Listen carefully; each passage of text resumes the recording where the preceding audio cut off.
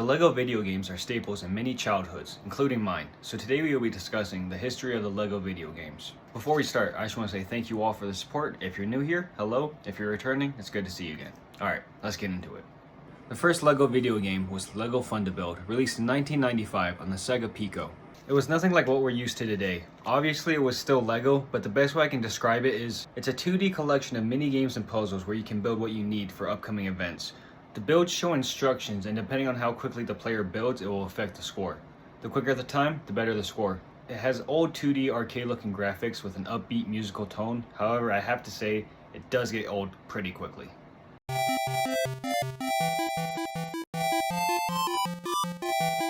The Sega Pico was an educational console, kind of like the LeapPad if you guys remember that. This would be the reason LEGO Fun to Build wouldn't gain too much traction, however, the developers were able to release 2 years later. The LEGO video game that would follow LEGO Fun to Build is highly regarded as the first official LEGO video game. That would be LEGO Island, released on the PC in 1997. The gameplay was first person and you could play as the protagonist Pepperoni, a pizza delivery guy, while also offering 4 other playable characters. There are mini games mainly based around driving, and while there is building, it's still by instructions one piece at a time. It did offer some more customization through colors and stickers you could put on bricks, but it's not much, but then again it's 1997 so you can't really ask for much. And the story would probably be considered a side mission today. The mission is unlocked after the player builds a police helicopter to deliver a pizza to a prison. The prisoner who ordered the pizza, the Brickster, escapes the prison using the spicy fumes of his pizza to melt the bars. He then goes on a rampage and it is up to the player to stop him, and if the player doesn't succeed, the Brickster will gloat as he burns down your entire village. He is an Avengers level threat and should not be taken lightly. Between 1997 and 1999, LEGO Island would sell 909,000 units, which spurred a series of LEGO games. After the success of LEGO Island, multiple LEGO video games were created. These included LEGO Loco, LEGO Chess, LEGO Friends, and most notably, LEGO Racers. LEGO Racers was the first LEGO video game that was released on console as well as PC.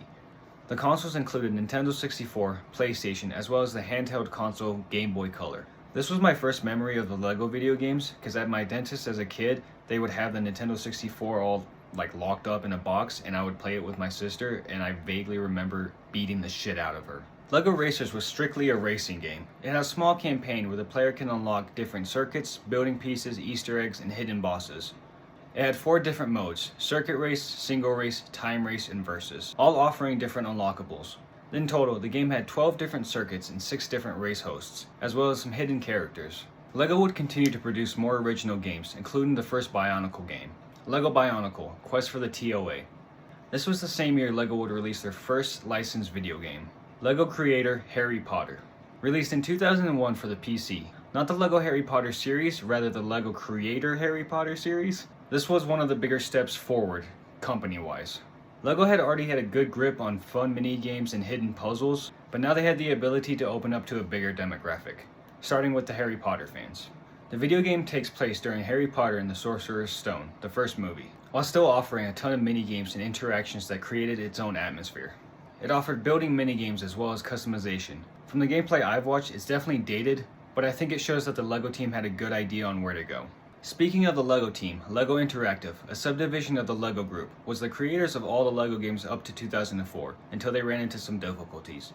In 2004, they were shut down. However, and thankfully, a small team from that division had gone on to make their own company, Giant Interactive Entertainment, acquired by Traveler's Tales after releasing LEGO Star Wars, the video game, a breakthrough for LEGO video games. Throughout weird contract disputes, Giant Interactive Entertainment were able to continue their work with the Star Wars property, and from there on the ceiling was limitless. LEGO Star Wars the video game and LEGO Star Wars 2, the original trilogy, created pillars for the future of LEGO video games.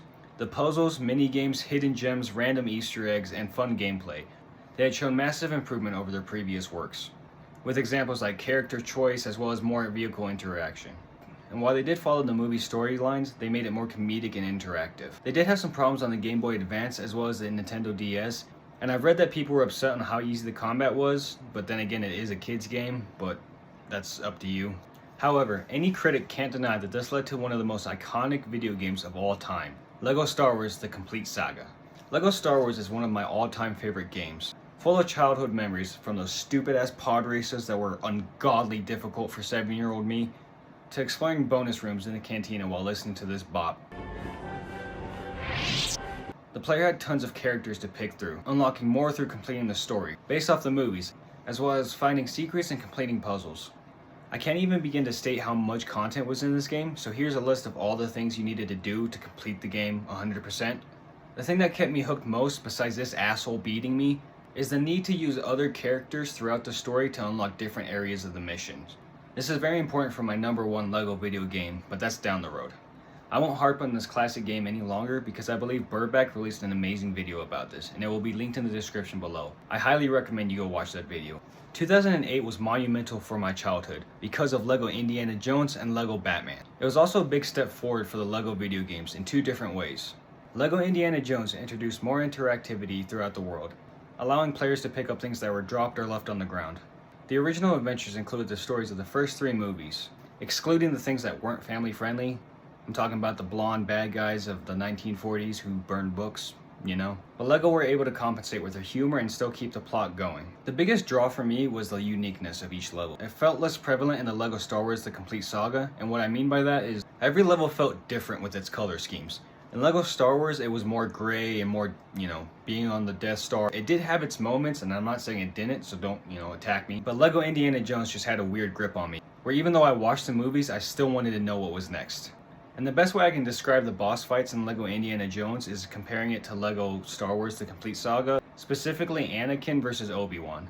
Every boss in LEGO Indiana Jones felt like that. This was also the first LEGO game where you didn't need to be near another character to switch. The HUD is a bit of a downgrade compared to LEGO Star Wars.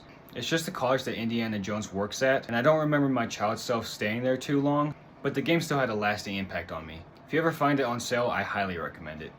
LEGO Batman would be the first licensed LEGO video game with its own plot. Inmates had escaped Arkham Asylum, and Batman's job was to rile them up. Nothing new, but it's still its own plot. They recreated Gotham perfectly.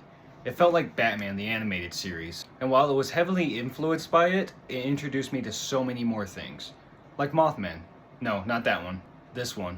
This shining battle axe. Much like LEGO Indiana Jones, the assortment of different settings kept me hooked. However, differently from LEGO Indiana Jones, the HUDs in LEGO Batman were amazing. It had 2 different HUDs, one for Batman, which was the Batcave and the Wayne Manor, as well as Arkham Asylum for the villains.